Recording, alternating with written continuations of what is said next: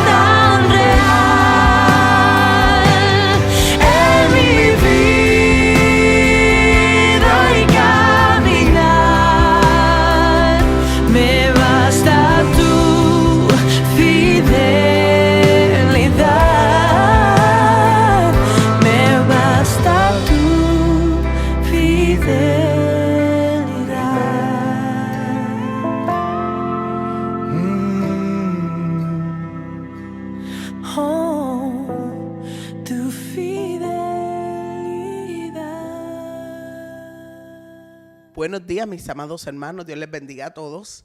Es un placer nuevamente estar y contar con cada uno de ustedes a través de esta transmisión. Les bendecimos en el nombre de nuestro Señor Jesucristo y queremos comenzar esta noche orando por cada uno de nosotros para que el Señor continúe arrojándonos luz, iluminando nuestro camino en esta oportunidad y tengamos a bien recibir este conocimiento que parte destila de la palabra del Señor mediante la guianza del Espíritu Santo. Así que oramos. Señor, gracias te damos en esta noche hermosa. Gracias por la oportunidad de reunirnos, gracias por la oportunidad de este alcance, de este contacto a través de todos los medios posibles que tú nos has otorgado, Señor, y nos has brindado en oportunidad para conectarnos con otros, para enviar una palabra, para sembrar esta semilla en el corazón de nuestros hermanos y amigos que nos están escuchando en esta noche. Permite, Señor, que hoy cada uno de nosotros pueda escuchar y entender del Espíritu Santo el mensaje de ti, Dios del cielo, el mensaje de amor, el mensaje de tu fidelidad y que atesoremos, Dios de la gloria, cada cosa que de la palabra hoy, Señor, nos será alumbrada en el nombre de Jesús. Te pedimos también, Señor, que cada uno de mis hermanos allí donde están conectados puedan ser una fuente, Padre, viva, que de la cual emane tu palabra, Señor, para aquellos que están sedientos de este conocimiento, de esta verdad y de esta esperanza. En el nombre de Jesús, bendícenos, Señor, en esta noche y corrígenos, Señor. Enséñanos, muéstranos, dirígenos, ilumínanos. En el nombre de Jesús. Amén. Bien, mis amados hermanos, hoy vamos a estar hablando acerca de aquellos elementos que incluyó Juan en el Evangelio, de tal manera que nosotros pudiésemos palpar la misericordia y la fidelidad de Dios a través de este evangelio. Cuando nosotros observamos y nos acercamos al libro de Juan, vamos a percatarnos también, además de los yo soy y además de los milagros que Jesús hizo, que también Juan utiliza la misma palabra, las profecías, para dejarnos y demostrarnos en este propósito que él poseía de poder dejarnos saber que Jesús es Dios. Y a través de esto, pues, Juan nos muestra la fidelidad máxima de Dios a través de los elementos que ya hemos estudiado y le vamos a incluir hoy los que yo llamo o los que he llamado los para que se cumpliese.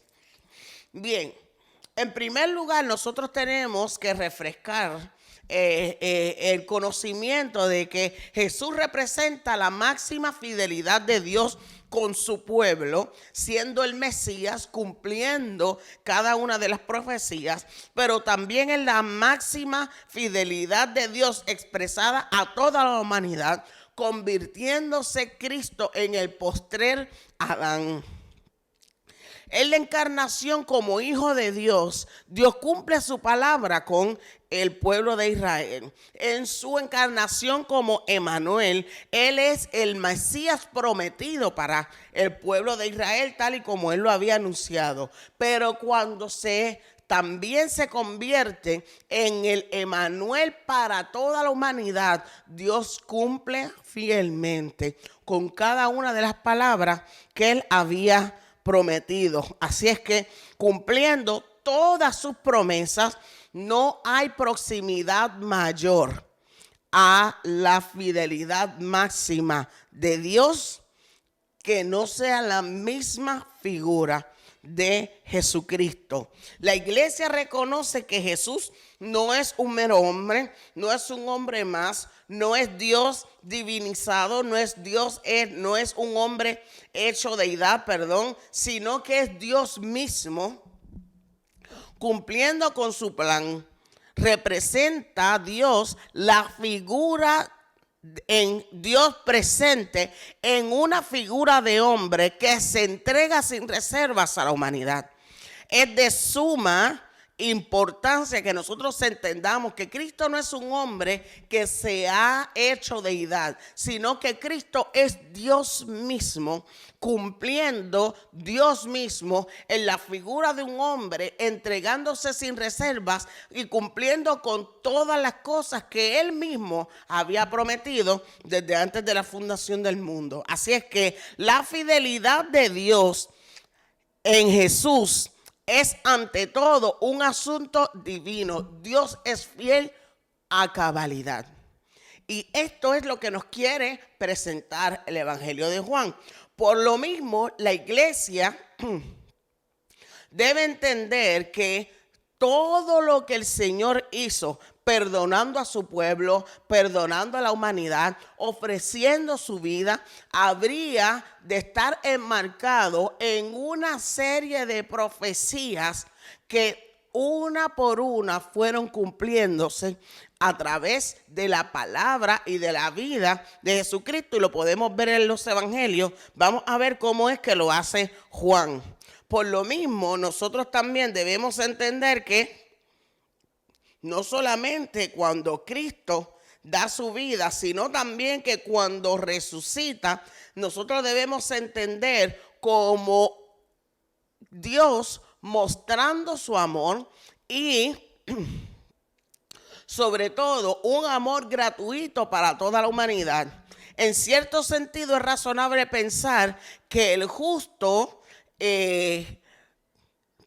Jesucristo habría de entregar su vida por la humanidad, pero cuando nosotros vemos y observamos que no podía ser de otra manera, tal y como lo está observando la Biblia, nosotros, Cristo el justo, poniendo su vida por la humanidad, no podía ser de otra manera porque Dios así lo había diseñado y lo había trazado desde el principio. Entonces, así la resurrección de Jesús excede todo marco de toda justicia, nos hace a nosotros pensar que tanto en el pasado, en el presente como el futuro, es una provisión completa para el pasado, para el presente,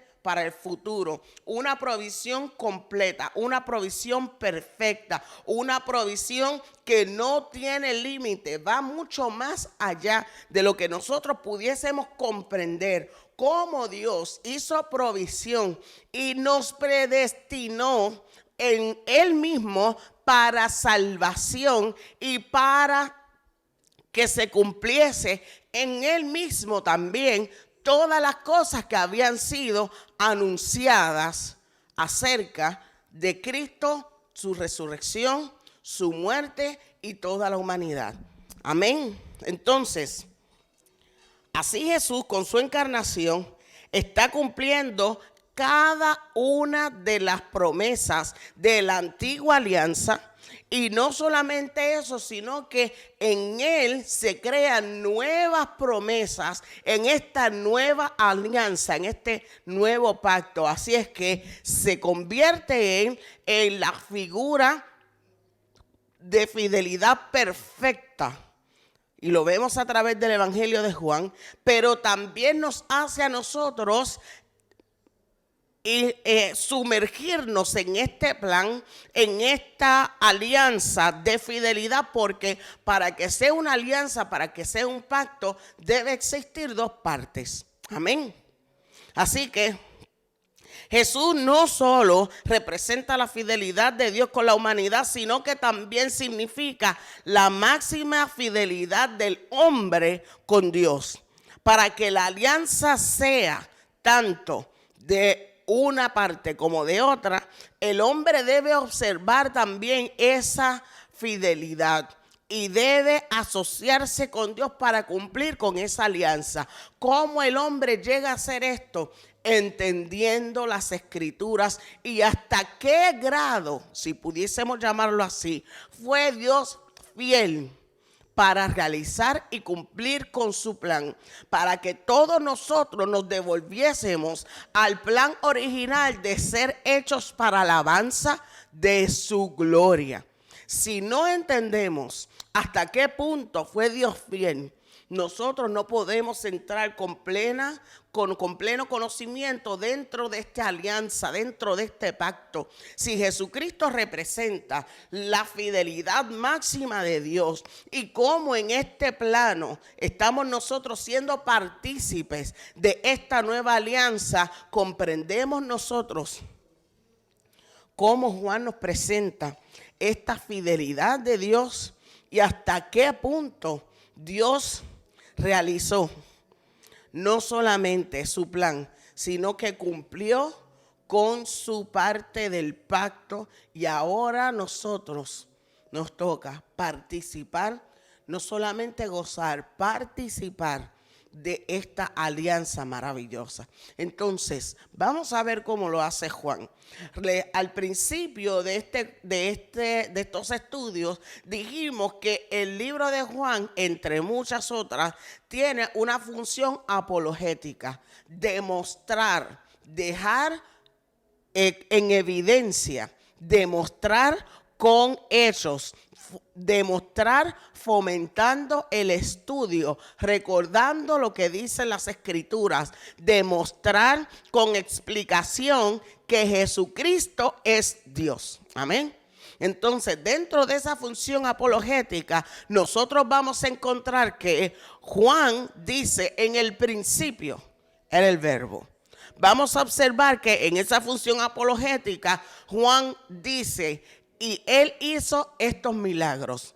Y en esa función apologética, para demostrarnos la fidelidad de Dios, nosotros vamos a ver a Juan realizando ciertos otros argumentos, utilizando otros argumentos para que nosotros entendamos cuán maravillosa y fiel es la palabra de nuestro Dios. Así es que, ¿qué significa apologética? Bueno, representa defender de manera razonable, defender, fomentar, como ya les había dicho, explicar, exponer, analizar, todas aquellas con pruebas, de manera que no puedan ser refutadas, lo que Jesucristo, en este caso, realizó. Así es que Juan, ¿qué va a utilizar? Como ya les había adelantado, fuentes irrefutables para validar su explicación sobre la figura de Jesús, en quien se muestra toda la infinita fidelidad de Dios. ¿Qué utiliza Juan? Mire qué interesante esto, y a medida que yo iba escribiendo, leyendo y redactando, entendía muchísimo mejor que el Espíritu Santo, de manera tan brillante, utilizó estos argumentos de tal manera que nadie pudiese tener alguna duda si se sienta con calma a escuchar y a escudriñar este evangelio. Número uno, la primera fuente irrefutable. Juan utiliza un testimonio. Un testimonio de alguien que tenga peso y validez dentro de el círculo de autoridad espiritual. Ese testimonio lo tenemos nosotros en Juan el Bautista.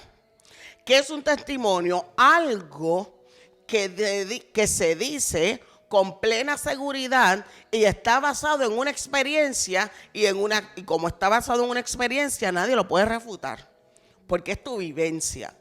Y este testimonio dicho de una persona que está en autoridad dentro del ámbito espiritual, basado en una experiencia que es de tipo espiritual y personal, nadie puede negar las palabras que, dadas por el Espíritu, dice Juan el Bautista: este es el Cordero de Dios que quita el pecado del mundo.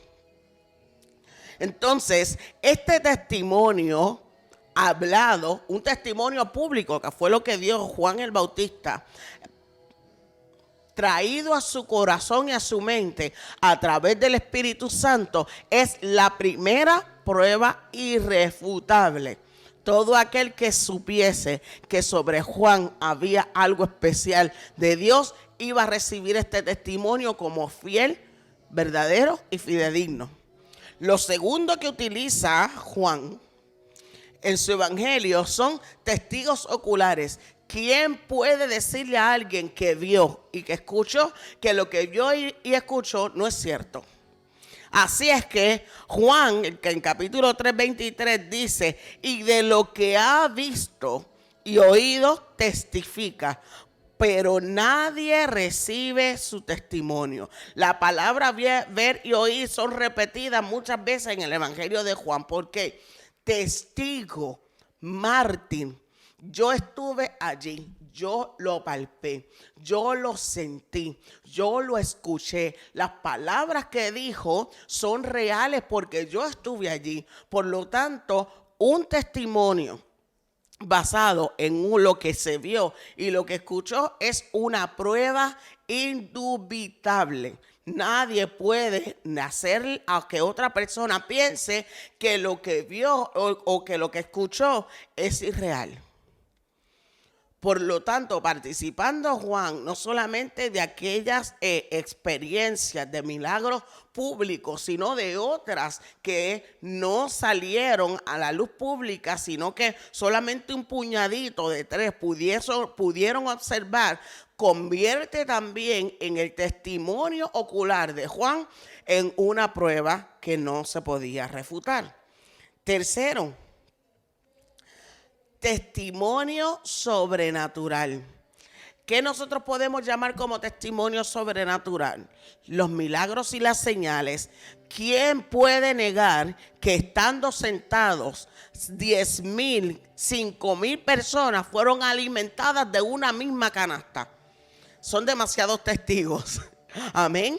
¿Quién puede negar que la hija de Jairo, luego de haber sido muerta, ahora está entre nosotros? ¿Quién puede negar que Lázaro, después de haber estado en la tumba por 4 días, ahora está cenando, camina con nosotros, viene al mercado, hace sus compras?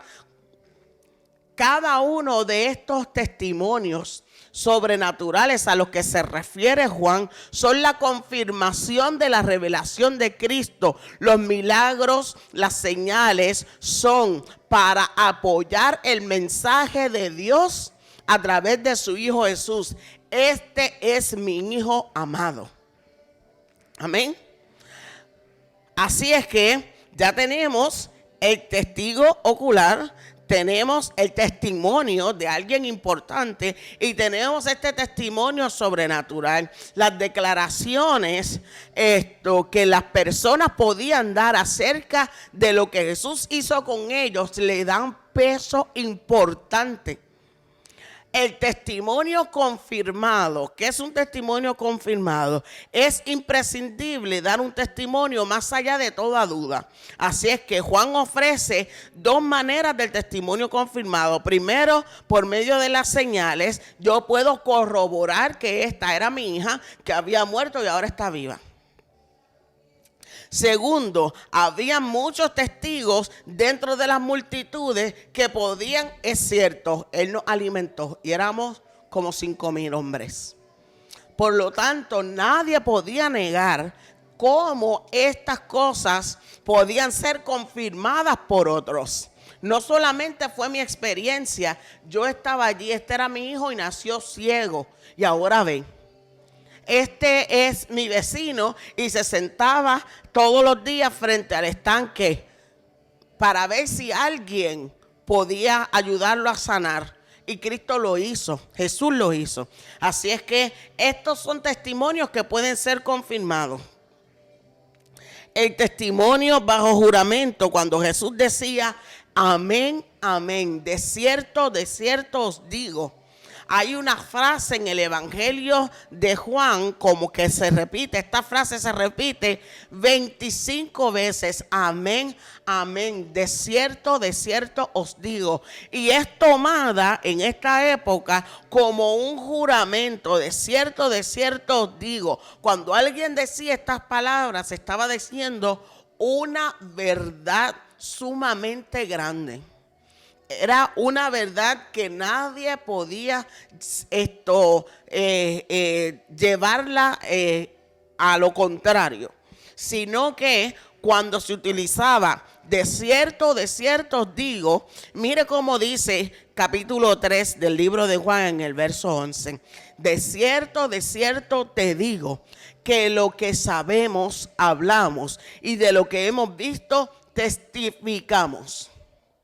Por lo tanto, este testimonio siendo llevado hasta esta forma de jurar cuál había sido lo que se vio y lo que se escuchó, hace sumamente poderoso este testimonio.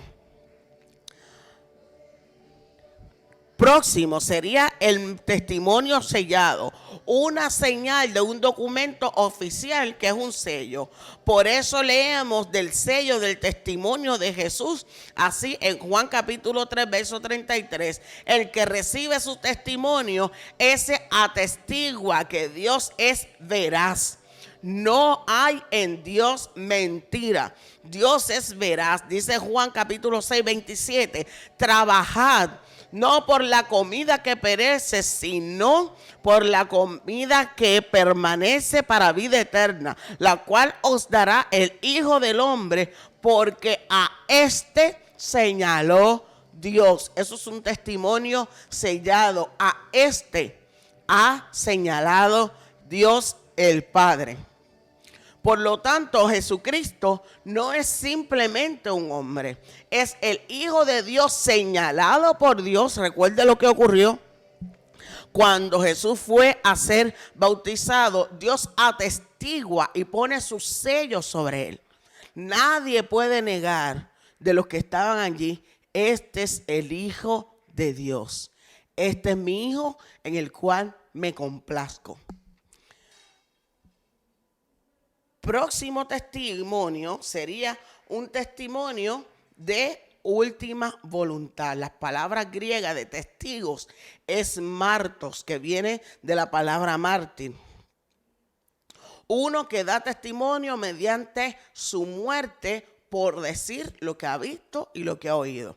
Así es que nadie, escuche bien, estaría dispuesto a morir por una mentira.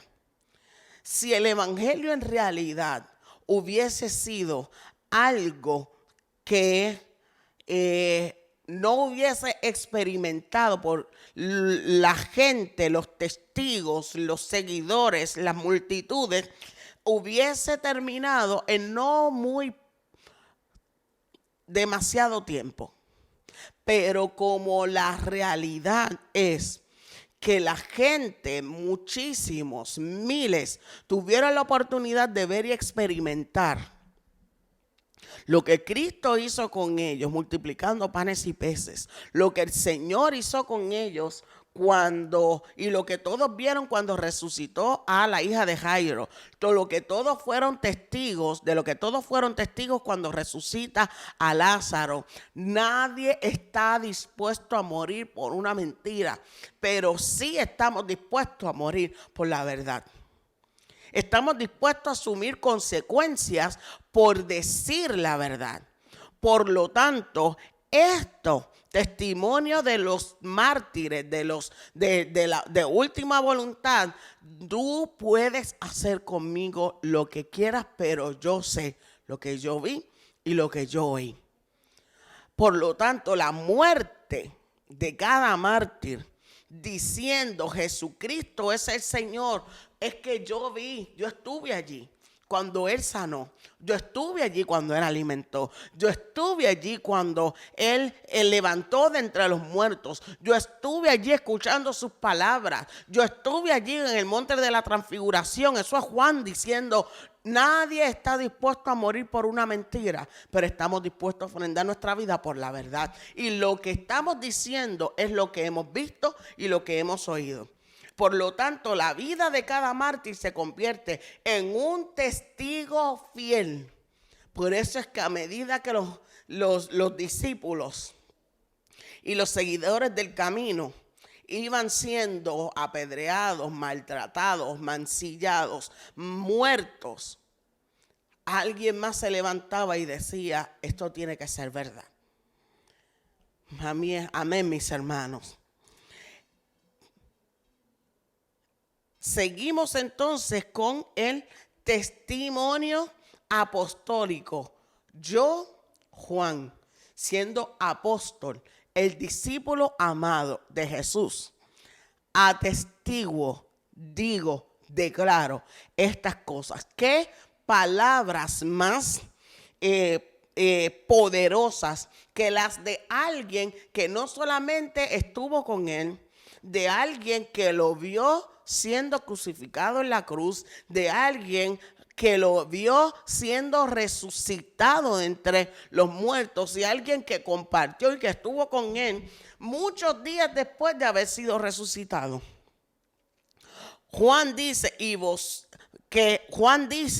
que él le ha visto como el anciano de días. Es más, la descripción vívida en este testimonio apostólico que Juan hace de Cristo en el libro de Apocalipsis, y cada detalle: sus ojos eran como flamas de fuego, de su boca salía una espada. Yo lo vi, cuando lo vi caí como muerto. Juan está diciendo: yo sé a quién vi. Este Jesucristo, con quien anduve por 3 años, ahora está sentado a la diestra de Dios. Él es el juez de todas las naciones. Este es el espíritu de la iglesia. Este es el Cristo a quien nosotros servimos. Así que Juan, comenzando desde el bautismo, la resurrección, hasta Cristo entronado, está diciendo: yo sé y yo vi, por lo tanto atestiguo lo que he visto y lo que he oído. Así es que el testimonio apostólico es sumamente importante, porque fueron las personas, en el caso de Juan, quien estuvo presente cuando vemos a Jesucristo resucitado, en la palabra. Ahora, más allá que el testimonio ocular, más allá que el testimonio sellado, más allá del testimonio apostólico, está el testimonio irrefutable de la misma palabra de Dios. Aquellas promesas que fueron enumeradas desde el principio. Y así nosotros podemos entonces observar que Juan está de manera intencional declarándonos, y en esta defensa de la figura, en esta explicación acerca de la figura de Cristo, de que Jesucristo es Dios mismo, nos lleva entonces Juan a una lista de profecías que se cumplieron en Cristo, dejándonos saber dónde Dios depositó toda la información para que nosotros conectásemos a Cristo con su persona, con su deidad. Amén. Entonces Juan utiliza algunas palabras y algunos enunciados que conectan con el Antiguo Testamento, diciéndonos: Dios ha cumplido su promesa. Él nos ha enviado el Mesías. Él nos ha enviado al Emanuel. Él ha hecho posible que esto sea parte de lo que yo he visto y de lo que yo he oído. Así es que, ¿quién puede refutar la palabra de Dios? ¿Quién puede refutar la palabra de los profetas? ¿Quién puede refutar la ley? Ninguno osaría levantarse en aquel momento para refutar la palabra de Dios, la ley y a los profetas. Así es que de esta manera Juan nos deja ver hasta dónde Dios llevó su fidelidad. Cuán completa y perfecta es la fidelidad de Dios. Cómo Dios no dejó nada, absolutamente nada, dentro de la palabra y de lo que Él había prometido sin que se cumpliese. Así es que, ¿por qué es importante este testimonio irrefutable de la misma palabra de Dios? Porque por siglos Israel ha estado esperando el Mesías. Por siglos ha estado Israel estudiando las profecías. Y por siglos ha estado Israel teniendo estas promesas como lo más valioso, no solamente de su cultura, sino también de su existencia. Israel es por la palabra que salió de la boca de Dios. Israel tiene historia y cultura por las palabras que hablaron los profetas, por los milagros que se realizó en el momento de sacarlos de Egipto, en la liberación. Israel es quien es porque Dios ha prometido que a través de ellos todas las naciones del mundo serían benditas. Así es que Dios utiliza esto mismo que ellos consideran como valioso para demostrar. Juan utiliza esto mismo que ellos internalizan y atesoran como valioso, lo más importante para el pueblo de Israel, para demostrar a través de eso mismo que nos da a nosotros sentido de ser y de pertenecer, para explicar quién es Cristo. Así es que Juan lo hace de esta manera. Esto ocurrió para que se cumpliese. Vamos al capítulo 5, verso 36. Juan capítulo 5. Vamos a leer desde el verso 31 al 36. Si yo doy testimonio acerca de mí mismo, mi testimonio no es verdadero. Otro es el que da testimonio acerca de mí, hablando del Padre. Y sé que el testimonio que da de mí es verdadero. Vosotros enviaste mensajeros a Juan y él dio testimonio de la verdad. Pero yo no recibo testimonio de hombre alguno, mas digo esto para que vosotros seáis salvos. Él era antorcha que ardía y alumbraba, y vosotros quisisteis regocijaros por medio del tiempo de la luz. Mas yo tengo mayor testimonio que el que tiene Juan, porque las obras que el Padre me dio para que cumpliese las mismas obras que yo hago, dan testimonio de mí, que el Padre me ha enviado. Esto es Cristo. Las obras que Dios me ha dado para que yo las realice y las palabras que el Padre me ha dado para que yo hable, eso da testimonio de mí.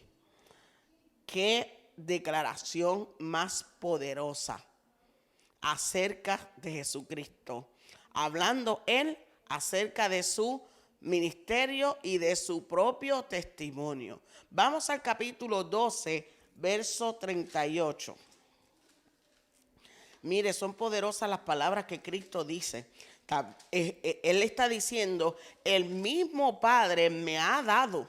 O sea,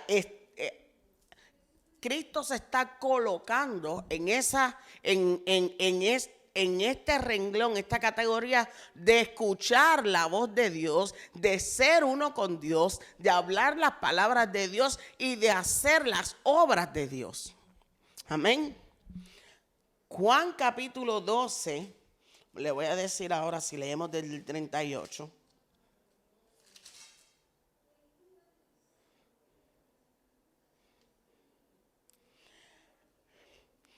Dice, vamos a leer del 37. Pero a pesar de que había hecho tantas señales delante de ellos, no creían en él. Para que se cumpliese la palabra del profeta Isaías que dijo: Señor, ¿quién ha creído a nuestro anuncio? ¿Y sobre quién se ha manifestado el brazo del Señor? Por esto no debían creer, porque también dijo Isaías: cegó los ojos de ellos y endureció su corazón, para que no vean con los ojos y entiendan con el corazón y se conviertan y yo los sane.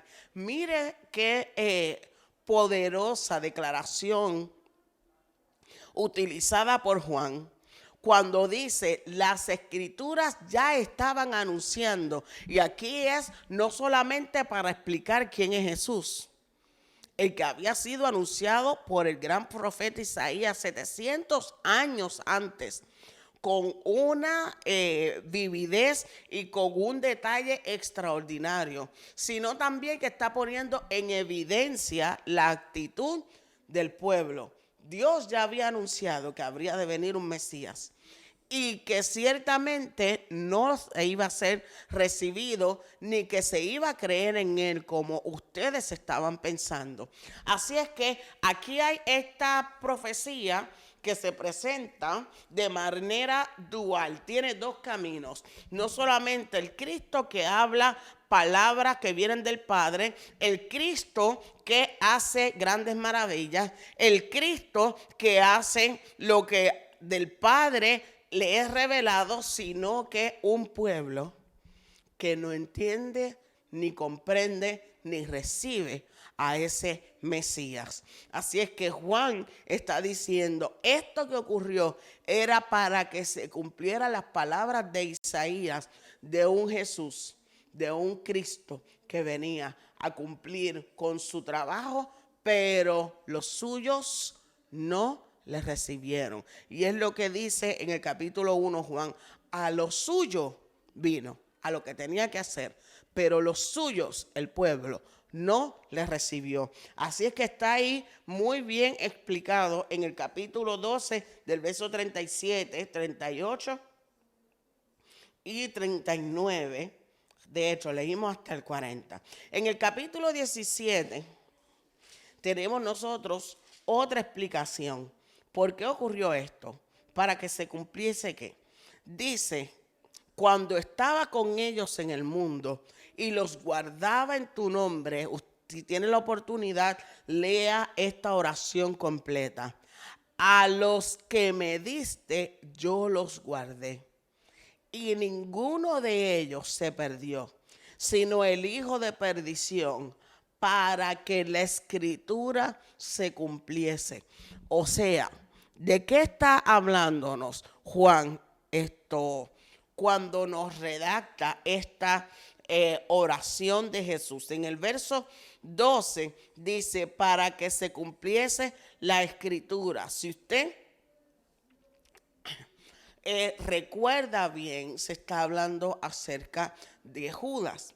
Y Judas viene para cumplir con algo que ya había sido establecido en las escrituras. Todo en la vida de Cristo, todo en la vida de Jesús ha sido llevado al hilo, aún las personas con las que se relacionó, tal y como el Padre lo había así destinado, mis amados hermanos. Y cada una de estas expresiones son una prueba de que Jesús había sido anunciado por los profetas, pero había sido ya establecido cuál iba a ser su rol dentro del plan de salvación por Dios desde antes que el ser humano cometiese pecado. En el capítulo 18, verso 32. Nos vamos al 9 primero. En el capítulo 18, vamos desde el verso 7, dice: volvió pues a preguntarles: ¿a quién buscáis? Y ellos dijeron: a Jesús Nazareno. Respondiendo Jesús les dijo: os he dicho que yo soy. Amados hermanos, este evento maravilloso, si usted lee desde el verso 5, se va a dar cuenta desde el verso 4 que está ocurriendo algo importante aquí. Acaban de buscar a Jesús, lo acaba de traicionar Judas, y la guardia del templo van a buscar a Jesús. Cuando lo encuentran, sabiendo Jesús que le había todas las cosas que le habrían de sobrevenir, esto es importante, márquelo ahí. Se adelantó y les dijo: recuerde, nadie le quita su vida, él mismo la pone. Antes de que nadie hable, Jesús dice: ¿a quién buscan? Él sabía todas las cosas que le habían de sobrevenir. Se adelanta y pregunta a él: ¿a quién buscan? Le respondieron: a Jesús Nazareno. Jesús le dijo, escuche bien, solamente: yo soy. Y estaba también Judas, el que le entregaban. Cuando ellos escuchan que Jesús dice: yo soy, dice Juan que retroceden y caen a tierra. Con la declaración de Jesús: yo soy. Así que ellos se reincorporan, vuelven pues, se ponen de pie y Jesús vuelve y les pregunta: ¿a quién buscan? Y ellos respondieron: a Jesús Nazareno. Respondiendo Jesús: os he dicho que yo soy. Pues me buscáis a mí, dejad ir a otros, a estos. O sea, para que ninguno de los que me diste se pierdan, para que se cumpliese aquello que había dicho: de los que me diste no perdí ninguno. Así es que Jesús dice: voy yo, soy yo, dejen ir a estos. Así es que nadie podía salir herido, porque Cristo ya había declarado esa palabra. En el verso 32 de ese mismo capítulo, tenemos nosotros, vamos a leer desde el 31. Entonces le dijo a Pilato: tomadle vosotros y juzgadle según vuestra ley. Y los judíos le dijeron: a nosotros no nos está permitido dar muerte a nadie, para que se cumpliese la palabra que Jesús había dicho, dando a entender de qué muerte habría de morir, y esta es muerte de cruz. Maravilloso. En el capítulo 19, entonces, tenemos en el capítulo 19, verso 24. Amén. Miren, mis amados, la fidelidad de Dios vista de esta manera a través de las Escrituras. Jesús cumpliendo, y usted se va a dar eso a la tarea esta próxima semana. Busque cuántas profecías se cumplieron en Cristo. Cuántas profecías fueron cumplidas en nuestro maravilloso Señor, porque Dios había decretado ya que en Él fuesen cumplidas no solamente los profetas, sino toda la ley, mis amados hermanos. Dios es fiel, y si Él ha cumplido sus promesas acerca de la figura, del rol y del ministerio de salvación de Jesucristo, asimismo nos ha prometido a nosotros que habría de venir por la iglesia.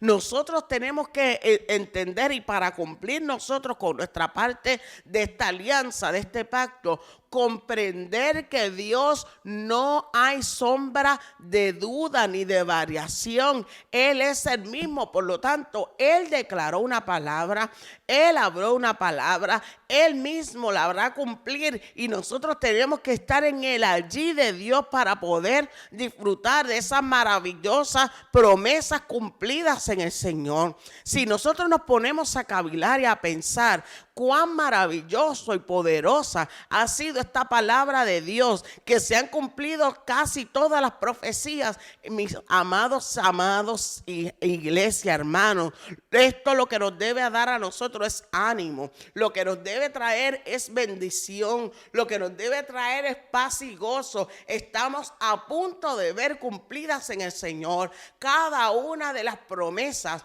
y Él así mismo, como cumplió lo que dijo en el pasado, así mismo llevará hasta término todo su plan de tenernos a cada uno de nosotros morando en el cielo, donde ya no hay tristeza, donde ya no hay lloro, donde ya no hay sufrimiento, hasta que Él no complete su plan. Nosotros estaremos viendo Dios fiel y verdadero, cumpliendo cada una de las cosas que nos ha dicho a través de las Escrituras. ¿Qué nos hace pensar que habrá algo que escape de su palabra? Amén, amados hermanos. Dice entonces en el capítulo 19, 24, entonces dijeron entre sí, no la apartamos, sino echemos suerte sobre ella, a ver quién será. Esto fue para que se cumpliese la escritura que dice, repartieron entre sí mis vestidos y sobre mi ropa echaron suerte. Y así lo hicieron los soldados.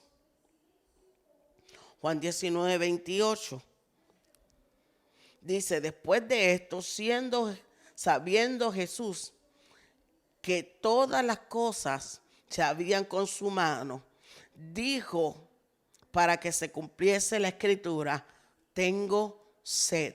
En el Salmo 69 está eso escrito. Luego en el mismo capítulo 19, en el verso 36, vemos y leemos. Vamos desde el 35. Y el que lo vio da testimonio, y su testimonio es verdadero, y el que sabe que dice verdad, para que vosotros creáis, porque estas cosas sucedieron para que se cumpliese la escritura, no será quebrantado hueso suyo.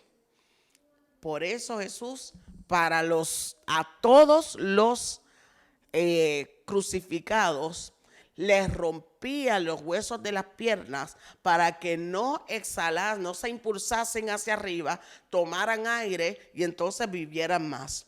El crucificado, que estaba colocado en una posición de que tal manera que afectara su respiración, solamente podía prolongar su vida levantándose sobre sus tobillos, tomando aire y volviéndose a dejar caer. Así es que los crucificados recibían este golpe rompiendo sus piernas, así ellos terminaban siendo muertos, no por derramamiento de sangre, sino por asfixia. Cristo no recibió ese golpe que quebrara sus huesos, porque ya la Biblia había dicho en el libro de Zacarías, en el libro de Éxodo, de Número y de Salmo, que ninguno de sus huesos serían quebrados. También en el verso 37 dice que las Escrituras también dicen, mirarán al que traspasaron. Esto en Zacarías capítulo 12, verso 10, donde Jesús, conocemos nosotros que luego de haber experimentado esta condición de habérsele llenado los pulmones de agua y del corazón, llenársele también todas las cavidades del fluido que salía de los pulmones, al enterrarle la lanza, Cristo destila agua y sangre al ser traspasado por esta lanza. Mire, amados hermanos, si nosotros escudriñamos cada una de las profecías que de Cristo se dijeron. Y si usted tiene tiempo, lea el libro del profeta Isaías. Con cuánto detalle, con cuánta minuciosidad el Espíritu dicta al profeta cada una de las cosas que habrían de ocurrir. No debemos tener duda de la fidelidad de Dios. Cuando Él anunciando, también hace cumplir. Cuando Él una vez anunciando, también revela cómo a través de las Escrituras Cristo cumplió con cada una de las cosas que Él dijo que habrían de ser. Cuán fiel y maravilloso es nuestro Dios cuando al pie de la letra cada una de las cosas que dijo acerca de Jesucristo. Así es que Juan cumple muy bien con su misión apologética de demostrar que Cristo, a través de este testimonio irrefutable de las mismas Escrituras, demuestra este es Dios entre nosotros. Este es Dios encarnado. Este es Dios cumpliendo su palabra, llevando a cabo su plan, para que nosotros entendiésemos cuán grande y poderosa es la palabra del Señor. La próxima semana estaremos entonces observando las cartas, mis hermanos, y haciendo esta conexión con el Evangelio y también con el libro de Apocalipsis. Qué mensaje tan maravilloso que Juan en su figura de pastor. Ahora lo vimos como evangelista, en Apocalipsis como profeta, en las cartas lo vamos a ver como pastor. Y no solamente como pastor, sino un pastor emulando al Cristo y lo que de Cristo él mismo aprendió como el discípulo a quien el Señor amaba, mis amados hermanos. Así es que escudriñen muy bien estas citas, busquen el libro de Isaías, repáselo muy bien y vean en la fidelidad de Dios y vean el libro de Juan entonces cómo a través de todos estos testimonios, incluyendo este testimonio irrefutable de la misma palabra de Dios, Juan nos deja dicho, Dios es fiel y Él cumple sus promesas. Dios les bendiga a todos.